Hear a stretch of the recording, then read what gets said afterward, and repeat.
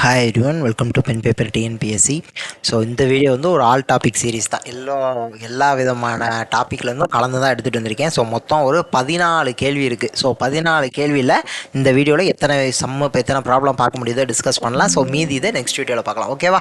சரி, இப்போ ஃபஸ்ட்டு ஓர் உருளையின் இங்கே என்ன இருக்குது? ஊ அப்படிங்கிறது இருக்கா? அப்போ உயிர் எழுத்து இருக்குல்ல, ஸோ அதனால் ஓர்னு கொடுத்துருக்காங்க. ஸோ அதெல்லாம் கவனிக்கணும்.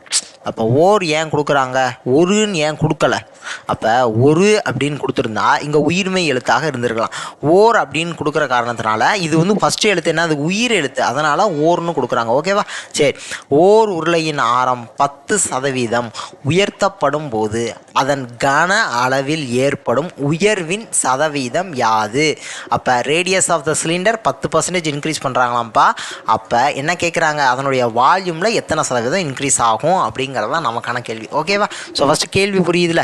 ஸோ அப்போ radius of the cylinder 10% increase பண்ணுறாங்க. அப்போ ரேடியஸ் ஆஃப் த சிலிண்டரில் 10% இன்க்ரீஸ் பண்ணுறப்ப அதனுடைய வால்யூமில் எத்தனை சதவீதம் இன்க்ரீஸ் ஆகுதுங்கிறது தான் கேள்வி. நான் ரேடியஸ் ஆஃப் த சிலிண்டரை ஒருவேளை 100 இருக்குன்னு எடுத்துக்கிறேன். இப்போ 10% கொடுக்குறாங்களா, அப்போ 110/100 இன்ட்டு 110/100. ஸோ இப்போ என்ன ஆன்சர் கிடைக்குது அப்படிங்கிறத பார்ப்போம். இங்கே 2 0, இங்கே 2 0, இங்கே 1 2, அப்போ இங்கே 2 0. அப்போ 11 × 11 121. அப்போ 100ஆக நான் எடுத்துக்கிட்டது 121ஆக மாறுது. அப்போ கீழே பழசை போட்டுக்குவேன். மேலே 121 - 100 இன்ட்டு 100% நான் போடலாம். இப்போ இந்த 100 கேன்சல் ஆயிரும். மேலே என்ன இருக்குது, 21%. ஸோ அப்போ 21% வந்து அதனுடைய வால்யூமில் இன்க்ரீஸ் ஆகுது அப்படிங்கிறது அதனோட ஆன்சர். ஓகேவா? ஸோ அப்போ 21% அப்படிங்கிறது இதனுடைய ஆன்சர். அடுத்த கேள்வி பார்த்துடலாம். ஒரு தோட்டக்காரர், பாருங்களேன், ஒரு தோட்டக்காரர், இங்கே ஃபஸ்ட் என்ன இருக்குது, உயிர்மை எழுத்து இருக்கு, அதனால் ஒரு தோட்டக்காரர். ஓகேவா? ஸோ அப்போ ஒரு தோட்டக்காரர் சரிவக வடிவத்தில் சுவர் ஒன்றினை அமைக்க திட்டமிடுகிறார். சரிவகத்தின் நீண்ட முதல் வரிசைக்கு 100 செங்கற்கல்கள் தேவைப்படுகிறது. பின்பு ஒவ்வொரு வரிசையின் இருபுறமும் ஒரு செங்கல் குறைவாக வைக்க வேண்டும். அவ்வடிவமைப்பில் 25 வரிசைகள் இருப்பின், ஸோ அப்போ 25 வருஷம் இருக்கான்ப்பா, 25 வரிசைகளை இருந்துச்சு அப்படின்னா அவர் வாங்க வேண்டிய செங்கற்கற்களின் எண்ணிக்கை எத்தனை? அதாவது ஒன்றுமில்லப்பா, ஒரு கார்டனர் வந்து ஒரு ட்ரெப்பிசாய்டல் ஷேப்பில் வந்து ஒன்று கட்ட போகிறாருப்பா. அப்போ அந்த ட்ரெப்பிசாய்டுக்கான ஃபஸ்ட்டு அந்த ரோ ஆரம்பிக்கிறதுல அந்த ஸ்டார்ட் ஆகிறது வந்து 100 செங்கற்களை வச்சு ஆரம்பிக்கிறாராம்ப்பா. அப்போ அடுத்தடுத்த ரோவில் வந்து என்ன செய்கிறாராம் அப்படின்னா டிக்ரீஸ் பண்ணிக்கிட்டே வராராம். ஒரு செங்கலை இங்கிட்டும். அப்போ அடுத்த ரோவில் எவ்வளோ இருக்கும், 98 தான் இருக்கும். அதுக்கடுத்து திருப்பி இங்கிட்டு ஒன்று எடுத்துருவார். அப்போ அடுத்த ரோவில் எத்தனை இருக்கும், 96 தான் இருக்கும். அப்புறம் 94, அப்புறம் 92, அப்புறம் 90, 88, 86, 84, 82, அதுக்கப்புறம் 80, அதுக்கப்புறம் 78, 76, 74, இப்படியே போய் மொத்தம் 25 ரோ பில்டு பண்ண போகிறாராம். எத்தனை ரோ, 25. இது ஃபஸ்ட்டு, இது செகண்ட், இது தேர்டு, இது ஃபோர்த்து, இது ஃபிஃப்த்து, இது சிக்ஸ்த்து, இது 7, இது 8, இது 9, இது 10, இது 11, இது 12, இது 13, இது 14. அப்போ இதே மாதிரி எவ்வளோ போகுது, 25 போதாம்ப்பா. இதே மாதிரி ஒன்று இந்த பக்கம் ஒன்று, இந்த பக்கம் ஒன்று. அப்போ ஒவ்வொரு வருஷத்துக்கு 2 செங்கல் கம்மியாகிக்கிட்டே இருக்குது. இப்படியே இருந்துச்சு அப்படின்னா 25 வருஷம் கட்டுறதுக்கு மொத்தம் எத்தனை செங்கற்களுக்கு தேவை அப்படிங்கிறது தான் கேள்வி. இப்போ நான் என்ன செய்யலாம், ஃபஸ்ட்டு விஷயம், இப்போ இது மாதிரி நான் 14 வருஷத்துக்கு போட்டிருக்கேன்னா அதே மாதிரி 25 வருஷத்துக்கு போட்டு விட்டுட்டு அதுக்கப்புறம் நான் அதை பூரா கூட்டி நான் ஆன்சர் போடலாம். பட் அதுக்கு வாய்ப்பு இருக்கா அப்படின்னா அதெல்லாம் ரொம்ப டைம் ஆகும். அப்போ அது நம்மளால் போட முடியாது. ஸோ அப்போ இங்கே தான் நமக்கு ஏபி அரித்மெட்டிக் ப்ராக்ரஷன் கான்செப்ட் உள்ளே வருது. அப்போ nth டேர்ம் நான் கண்டுபிடிக்கணும் அப்படின்னா a + n - 1 × d. அப்போ nth டேர்ம் கண்டுபிடிக்கணும்னா ஏ என்னது, ஃபஸ்ட்டு டேர்ம்னு என்னன்னு சொல்லிட்டாங்க, 100 செங்கல்னு சொல்லிட்டாங்க. அப்போ ஏ அப்படிங்கிறது 100ன்னு வரப்போகுது. இப்போ இங்கே n நான் என்ன கண்டுபிடிக்கணும், T25, 25வது ரோவில் எத்தனை செங்கல் இருக்குன்னு தானே கண்டுபிடிக்கணும். அப்போ 25 - 1 × d என்னன்னு எனக்கு தெரியாது. இங்கே நம்ம என்ன பார்த்தோம், ஃபஸ்ட்டு இதில் 100னா அடுத்ததில் 98. அப்போ இது 2வது டேர்ம். அப்போ T1 இது, T2 இதுன்னு வச்சுக்கலாம். அப்போ T3 என்னது, 96. அப்போ D = எப்படி கண்டுபிடிக்கலாம், T3 - T2 போடலாம், இல்லை T2 - T1 போடலாம். கரெக்டு தானே? அப்போ 96 - 98 நான் போடவா, இல்லை 98 - 100 நான் போடலாமா? அப்போ ஆன்சர் எனக்கு என்ன வரும், -2ன்னு வரும். அப்போ D வந்து -2. அப்போ 100 + 24 - 2 அப்படிங்கிறத நான் போட போகிறேன். அப்போ 24 × -2 என்ன வரும் அப்படின்னா 48ன்னு வரும். கரெக்டாக? அப்போ 100 - 48 அப்படின்னு நான் போட போகிறேன். இப்போ 100 - 48, அப்போ 52ன்னு வருமா? அப்போ 25வது ரோவில் எனக்கு 52 செங்கல் தேவை. அப்போ 100 + 98 + 96 இப்படியே போய் நான் 52ஓட முடிச்சுக்கணும். அப்போ இதை பூரா கூட்டுனா என்ன ஆன்சர் வருது அப்படிங்கிறத நான் கண்டுபிடிக்கணும். சரியா? அப்போ இதுக்கு எனக்கு என்ன ஃபார்முலா தெரியுமா அப்படின்னா, நான் என்ன செய்ய போகிறேன், எனக்கு சம் ஆஃப் என் டேர்ம்ஸ் எனக்கு கண்டுபிடிக்கிறதுக்கு ஃபார்முலா தெரியும். ஒரு ஏபியில் சம் ஆஃப் என் டேர்ம்ஸ் கண்டுபிடிக்கிறதுக்கு அதான் என் ஓகேவா? அப்போ sum of n terms n/2 into 2a + n-1 into d. ஓகேவா? சரி, அப்போ ஆக்சுவலாக நான் லாஸ்ட் டேர்ம் கண்டுபிடிக்காமையே டேரெக்டாகவே இதில் வரலாம். அப்போ n அப்படிங்கிறது மொத்தம் 25 வருஷம். அப்போ 25/2 2 இன்ட்டு ஏ அப்படின்னா ஏ எவ்வளவு 100ன்னு எனக்கு தெரியும். அப்போ 200 ப்ளஸ் n-1 அப்படின்னா 25/1 24. அப்போ டிக்கு பதிலாக -2ன்னு போடலாம். ஸோ ஆக்சுவலாக நான் உங்களுக்கு தெளிவாக சொல்லணும் அப்படிங்கிறதுக்காக நான் இப்படி போட்டு காமிச்சிருக்கேன். ஓகேவா? 100லேருந்து 52 இது பூரா கூட்டணும்னு. பட் எனக்கு ஏபியில் என்ன தெரியும், எனக்கு sum of n terms formula இருக்குல்ல. ஸோ அதனால் நான் டேரெக்டாகவே இந்த ஃபார்முலாவுக்கு வந்து சப்ஸ்டியூட் பண்ண முடியும். ஓகேவா? சரி, இப்போ எனக்கு என்ன பண்ணலாம் அப்படின்னா 25/2 இன்ட்டு 200 மைனஸ் இங்கே என்னன்னு வரும் 48ன்னு வருமா? இங்கே என்னென்னு வரும்ப்பா 48. அப்போ 200 மைனஸ் 48 என்னன்னு நான் பார்க்குறோம். அப்போ 152. அப்போ 25/2 இன்ட்டு 152ன்னு வரப்போகுது. கேன்சல் பண்ணுறேன். 7 × 2 14, இங்கே 6 × 2 12. அப்போ 25 × 76 நான் ஆன்சர் கண்டுபிடிச்சேன்னா எனக்கான ஆன்சர் கிடைக்க போகுது. அப்போ 76 × 25 6 × 5 13 வரும். 3 போட்டுக்கிறேன்.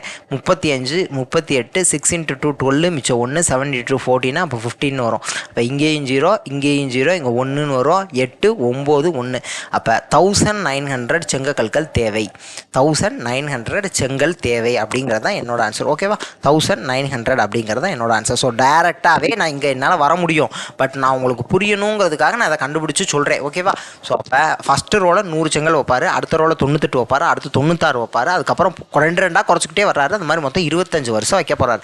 அப்போ அந்த 25 வருஷக்கு மொத்தம் எவ்வளோ செங்கற்கள் தேவை அப்படிங்கிறது தான் எங்ககிட்ட நம்மக்கிட்ட கேள்வியாக கேட்குறாங்க. ஓகேவா? ஸோ அதுக்கு நம்ம ஆன்சர் கண்டுபிடிச்சார் 1900 செங்கல் தேவை அப்படின்னு சொல்லி கண்டுபிடிச்சாச்சு. ஓகேவா? அடுத்த கேள்வி போயிடலாம்.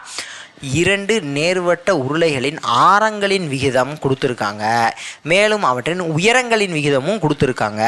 அப்போ வலைப்பரப்புகளின் விகிதம் என்னன்னு சொல்லி கேட்குறாங்க. அதாவது 2 சிலிண்டர் இருக்குப்பா, அந்த 2 சிலிண்டரோட ரேடியஸ் கொடுத்துருக்காங்க, ரேடியஸோடைய ரேஷியோ கொடுத்துருக்காங்க. ஓகேவா?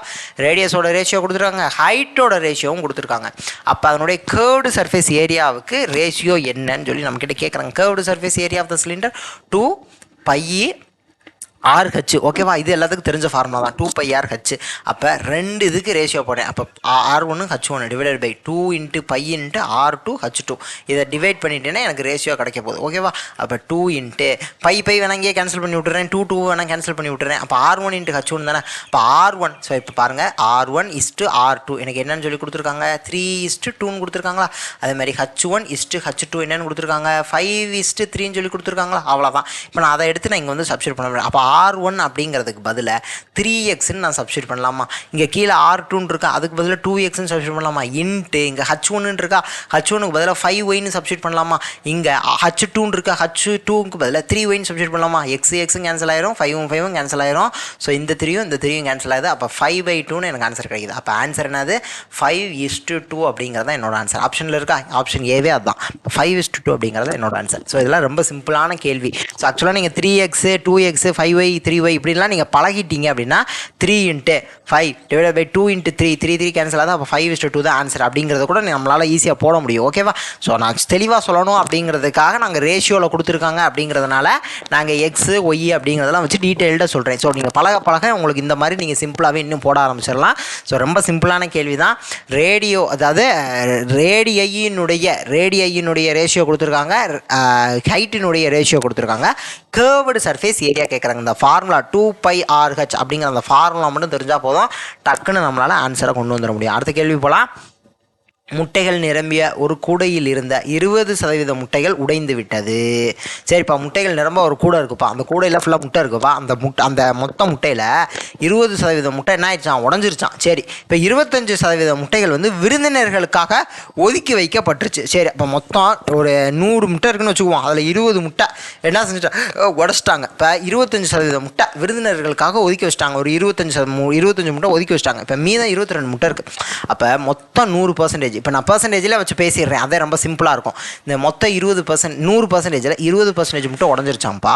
25% முட்டை என்ன ஆயிடுச்சான், 25% முட்டையை விருந்தினர்களுக்காக ஒதுக்கி வச்சிட்டாங்களாம். இப்போ மீதம் இருந்த 22 முட்டைகள், அப்போ 45% போயிடுச்சு. அப்போ மீதி 55% முட்டைங்கிறது தான் எவ்வளோ, 22 முட்டை. இப்போ இந்த 22 முட்டைங்கிறது தான் 55% முட்டை. ஓகேவா, அது புரியுதுல. மொத்தம் 100%, அதில் 20% உடஞ்சிருச்சு, 25% விருந்தினர்களுக்காக எடுத்து வச்சிட்டாங்க.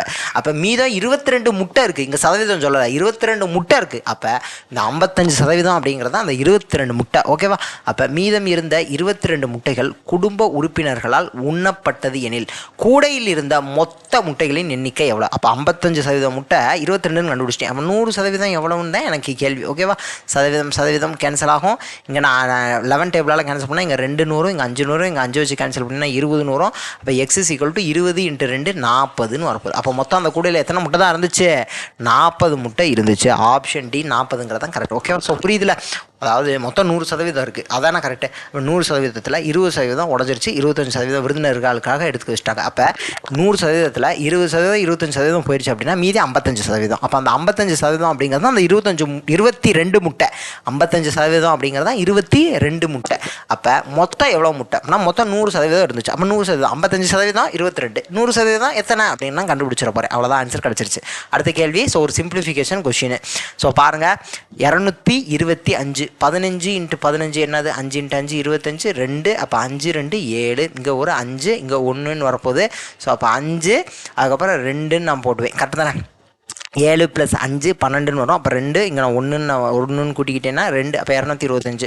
அப்போ இங்கே மேலே என்னென்னு எனக்கு வரும், மேலே 15ன்னு வரும். கரெக்டாக, மேலே 15ன்னு வரும். இங்கே கீழே 729ன்னு இருக்குது. 729 17 × 17, 27 × 27 வேணால் போட்டு பார்ப்போமா? அப்போ 7 × 7 49, 4. 7 × 2 14, 14 + 4 18, 7 × 2 14, மிச்சம் 1. 2 × 2 4 + 1 5. இங்கே 9ன்னு வரும், இங்கே 12, இங்கே 1. அப்போ 6 7 729. அப்போ இங்கே ஸ்கொயர் ரூட்லேருந்து வெளியே வர்றப்போ இங்கே 27ன்னு கிடைக்கிது. இங்கே 25னா 5ன்னு வரப்போகுது. இங்கே கீழே என்னென்னு வரப்போகுது, 144 அப்படின்னா 12ன்னு வரும். வேணால் போட்டு பார்த்துக்குமா? 12 × 12 2 2 4, இங்கே 2, இங்கே 2, இங்கே 1. அப்போ 144ன்னு வருது. அவ்வளோதான். இது மேலே. கீழே டினாமினேட்டரில் என்ன இருக்குது, இங்கே 4ன்னு வரப்போகுது. இங்கே 9 × 9 81, 9 9 சார் 81. அவ்வளோதான். இப்போ நான் ஃபஸ்ட்டு இந்த ஸ்கொயர் ரூட் இருந்ததெல்லாம் நான் எடுத்து எழுதிட்டேன். இப்போ நான் ஃபஸ்ட்டு என்ன செய்யணும் அப்படின்னா, இந்த நியூமரேட்டர் இருக்குல்ல, அந்த நியூமரேட்டரில் நான் வந்து என்ன செய்யணும், எல்சிஎம் எடுக்கணும். இங்கே நியூமரேட்டரில் எல்சிஎம் இங்கே 27 இருக்குது, இங்கே 12 இருக்குது. அப்போ 27க்கும் 12க்கும் நான் எல்சிஎம் எடுக்கிறேன். எல்சிஎம் எடுத்தால் 9 × 3 27, 4 × 3 12ன்னு வரப்போகுது. அப்போ 36ன்னு வரும். அப்போ 6 × 3 18, 6 3 சார் 18. அப்புறம் மிச்சம் 1, 3 3 சார் 9. அப்போ 1 10ன்னு வரும், 108ன்னு வரும். கரெக்டாக 108ன்னு வரும். அப்போ டினாமினேட்டரில் 108ன்னு போடுவேன். அப்போ 108 × 27 எத்தனை, 108. ஸோ ஆக்சுவலாக அந்த இதில் பார்த்தோம்னா நமக்கு தெரியும். அப்போ 27 6 × 7 சாரி, ஸோ 4ன்னு நான் போட்டேன்னா 28 2 கரெக்டு. அப்போ 4ன்னு வருதா, 27 4. அப்போ மேலையும் கீழையும் 4. அப்போ 15 × 4 60 மைனஸ் இங்கே 108ன்னு வருதுப்பா. இங்கே 12ன்னு இருக்குது, 108ன்னு இருக்குது, இங்கே 12. அப்போ 12 × 9 9 × 2 18, மிச்சம் 1 9 10. அப்போ இங்கே 9. அப்போ 9 × 5 45. அப்போ 45, இங்கே 60. அப்போ 60 - 45 / 108 / 4/9ன்னு கிடைக்கிது எனக்கு. அடுத்த ஸ்டெப்பு வர்றேன். அடுத்த ஸ்டெப்பு வந்தேன் அப்படின்னா இங்கே மேலே என்ன வரும், 15 வரும், கீழே 108ன்னு வரும், கீழே 4/9ன்னு எனக்கு கிடைக்கும். அப்போ இங்கே 9 டேபிளை வச்சு ஃபஸ்ட்டு 3 டேபிளை வச்சு கேன்சல் பண்ணுறேன். 3 × 3 9ன்னு வரப்போகுது. அப்போ 18ன்னு வரும். 6 3 சார் 18, இங்கே 3 3 சார் 9. திருப்பி 3 வச்சு கேன்சல் பண்ணேன்னா இங்கே என்னென்னு கிடைக்க போகுது, எனக்கு 12ன்னு கிடைக்க போகுது. இங்கே 5 3 சார் 15, 4 3 சார் சாரி கரெக்டு தான், 5 × 3 15, 4 × 3 12. அப்போ 5/4 / 4. அப்போ என்னென்ன எனக்கு ஆன்சர் வரும், 5/4 × 4 16, 5/16 அப்படிங்கிறத என்னோட ஆன்சர். Option A 5/16. ஸோ ரொம்ப சிம்பிளான கேள்வி. கால்குலேஷன் தான் இவ்வளோ இருக்கும், ரொம்ப சிம்பிள். ஃபஸ்ட்டு ஸ்கொயர் ரூட் இருக்கிறதெல்லாம் நான் முதல்ல எடுத்துடுறேன். ஸ்கொயர் ரூட்டில் எடுத்துகிட்டு என்ன செஞ்சேன், இங்கே நியூமரேட்டர் இந்த இடத்துல வந்து எனக்கு இங்கே ஒரு ஃப்ராக்ஷன், இங்கே ஒரு ஃப்ராக்ஷன் இருக்குது. ஸோ நடுவில் மைனஸ் இருக்குது. ஸோ அதனால் அதுக்கு எல்சிஎம் எடுத்து நியூமரேட்டரில் இருக்கிற எல்லா வேல்யூவையும் முடிச்சு நியூமரேட்டரை சிம்பிளிஃபை பண்ணிவிட்டேன். அதே மாதிரி கீழே டினாமினேட்டரில் ஸ்கொயர் ரூட் எடுத்து 4/9ன்னு இருக்குது. அதுக்கப்புறம் கேன்சல் பண்ணிவிட்டு எனக்கான ஆன்சர் எனக்கு கிடச்சிச்சு. ஓகேவா, அடுத்த கேள்வி போயிடலாமா. ஒரு தேர்வை 900 மாணவர்களும் 600 மாணவிகளும் எழுதினர். அப்போ கேர்ள்ஸ் எவ்வளவு, பாய்ஸ் எவ்வளவு? Boys 900, girls 600. ஓகே. அந்த தேர்வில் 70% மாணவர்களும், மாணவர்களில் 70%, 85% மாணவிகளும் தேர்ச்சி பெறுறாங்க. 70%, 900 பேரில் 70% தான் பாஸு. ஓகேவா? 70% பாஸு, 70% பாஸு. அதுக்கப்புறம் 600 பேரில் 600 கேர்ள்ஸில் 85% பாஸு. எனில் தேர்ச்சி பெறாத மாணவ மாணவிகளின் சதவீதம் என்ன அப்படின்னு கேட்குறாங்க. அப்போ பாஸ் ஆகாதவங்களோட டோட்டல் பர்சன்டேஜ், அப்போ எவ்வளோ டோட்டல் பர்சன்டேஜ் ஆஃப் ஸ்டூடெண்ட்ஸ் வந்து பாஸ் ஆகலை அப்படிங்கிறது தான் கேள்வி. அப்போ மொத்தம் டோட்டல் ஸ்டூடெண்ட்ஸ் எவ்வளவு? 1500. 900 + 600 1500. அப்போ கீழே 1500ன்னு வரப்போகுது. மேலே நான் என்ன செய்யணும் அப்படின்னா 900 × 70% பாஸா, அப்போ 30% நான் கண்டுபிடிக்கணும். அப்போ 30 ÷ 100 எவ்வளோன்னு நான் பார்க்கணும். அதே மாதிரி ப்ளஸ் போட்டுக்கிறேன், நான் மொத்தம் தானே கேட்குறாங்க. அப்போ 600 × 15, அப்போ மொத்தம் 85% பாஸ். அப்போ ஃபெயில் எவ்வளவு? 15%. 15/100 போட்டுட்டு இது ரெண்டையும் போட்டுட்டு × 100% நான் போட்டேன். எனக்கு ஆன்சர் எனக்கு வந்துட போகுது. நெக்ஸ்ட் ஸ்டெப் இங்கே போடுறேன். ஸோ இங்கே 2 0 கேன்சல், இங்கே 2 0 கேன்சல். அப்போ 9 × 3 27. அப்போ 270ன்னு வரப்போகுது. மாதிரி இங்கே 2 0 கேன்சல், இங்கே 2 0 கேன்சல். அப்போ 6 × 15, 15 × 6 10 6 60, 5 6 30. அப்போ மொத்தம் 19 வருமா? ப்ளஸ் 90 ÷ 1500 × 100. இது ப்ராக்கெட்டில் வச்சுக்கிறேன். × 100% வெளியே போட்டுக்கிறேன். அப்போ இந்த 0 இந்த 2 0 கேன்சலாக போயிருதா? அதற்கப்புறம் பாருங்கள், 270 + 90 360ன்னு கிடைக்கும். ÷ 15% அப்படின்னு கிடைக்கிது. இப்போ நான் என்ன செய்ய போகிறேன்? இதை வச்சு கேன்சல் பண்ண ட்ரை பண்ணுறேன். 7 × 5 35. அப்போ மிச்சம் 1 10, 2 × 5 10. இங்கே 3 × 5 15ன்னு வருது. திருப்பி 3 டேபிளால் கேன்சல் பண்ணுறேன். 2 × 3 6, 12னா 4 × 3 12. அப்போ ஆன்சர் எவ்வளவுனா 24% அப்படிங்கிறத என்னோட ஆன்சர், 24%. ஸோ என்ன பண்ணியிருக்கேன் மொத்தம்? ஸோ ஆக்சுவலாக என்ன கேட்குறாங்கன்னா டோட்டல் பர்சன்டேஜ் ஆஃப் ஸ்டூடெண்ட்ஸ் தான் கேட்குறாங்க. அப்போ மாணவ மாணவிகள் எல்லாத்தையும் சேர்த்து இப்போ கீழே டோட்டல் போடுவேன். கீழே மொத்தம் எத்தனை பேர்? 1500 பேர். இப்போ மொத்தம் 1500 பேருக்கு 900ல் 30% ஃபெயிலு, 600 பேரில் 15% ஃபெயிலு. அப்போ இவ்வளோ பேர் ஃபெயில் ஆகிருக்காங்க. அப்போ மொத்தம் மேலே வந்து எவ்வளோ ஃபெயில் ஆனவங்களுடைய நம்பர்ஸ் எவ்வளோ பேர் ஃபெயில் ஆகிருக்காங்க அதை போட்டுக்கிறேன். கீழே என்ன போட்டுக்கிறேன்? டோட்டல் எவ்வளவுன்னு சொல்லி போட்டிருக்கேன். மேலே என்ன போடுறேன்? நம்பர் ஆஃப் ஸ்டூடெண்ட்ஸ் ஃபெயில்டு அப்படிங்கிறத போடுறேன். கீழே டோட்டல் நம்பர் ஆஃப் ஸ்டூடெண்ட்ஸ் அப்படிங்கிறதையும் போடுறேன். × 100% அப்படிங்கிறத போட்டுக்கிறேன். அவ்வளோதானே, வேலை முடிஞ்சிச்சா? × 100% அப்படிங்கிறத நான் போட்டுக்கிறேன். எனக்கான ஆன்சர் எனக்கு கிடச்சிட போகுது. ஸோ ரொம்ப சிம்பிள். அப்போ மேலே வந்து எவ்வளோ ஸ்டூடெண்ட்ஸ் ஃபெயில் ஆகிருக்காங்க, கீழே டினாமினேட்டரில் எவ்வளோ மொத்தம் எத்தனை பேர், டோட்டல் நம்பர் ஆஃப் ஸ்டூடெண்ட்ஸ் எவ்வளோ பேர் அப்படிங்கிறத போடுறோம். × 100% வெளியே போட்டுக்கிறேன். ஓகேவா? சரி, அவ்வளோதான். அப்போ நான் டேரெக்டாக இங்கே கொண்டு வர்றேன். இல்லை அப்படின்னா நீங்கள் என்ன செய்யணும்? ஃபஸ்ட்டு 900 பேர் பாய்ஸு, அதில் 70% பாஸ்னால் ஃபெயில் ஆனவங்க எத்தனை பேர்னு தனியாக கண்டுபிடிச்சிக்கணும். அதுக்கப்புறம் 600 பேர் கேர்ள்ஸு, அதில் 85% பாஸ்னால் ஃபெயில் ஆனவங்க எத்தனை பேர் தனியாக கண்டுபிடிச்சிக்கணும். அப்போ இது ரெண்டையும் கூட்டி மொத்தம் எத்தனை பேர் ஃபெயில் ஆயிருக்காங்கிறத கண்டுபிடிச்சிக்கணும். அப்போ மொத்தம் எத்தனை பேர் ஃபெயில் ஆயிருக்காங்க அதாவது நியூமரேட்டரில் போட்டுக்கிறேன். கீழே டினாமினேட்டரில் மொத்தம் 1500 பேர். அப்போ டோட்டல் நம்பர் ஆஃப் ஸ்டூடெண்ட்ஸ் கீழே போட்டுக்கிறேன். × 100 வெளியே பர்சன்டேஜ் இப்படி போடணும். ஓகேவா? ஸோ அதான் ஸ்டெப் பை ஸ்டெப்பாக போகிறது. நான் எனக்கு தெரியும் அப்படிங்கிறதுனால நான் நியூமரேட்டரில் டேரெக்டாக அதை கொண்டு வந்துடுறேன். ஓகேவா? சரி, நெக்ஸ்ட் வீடியோவில் பார்க்கலாம். Thank you to all. தேங்க்யூ.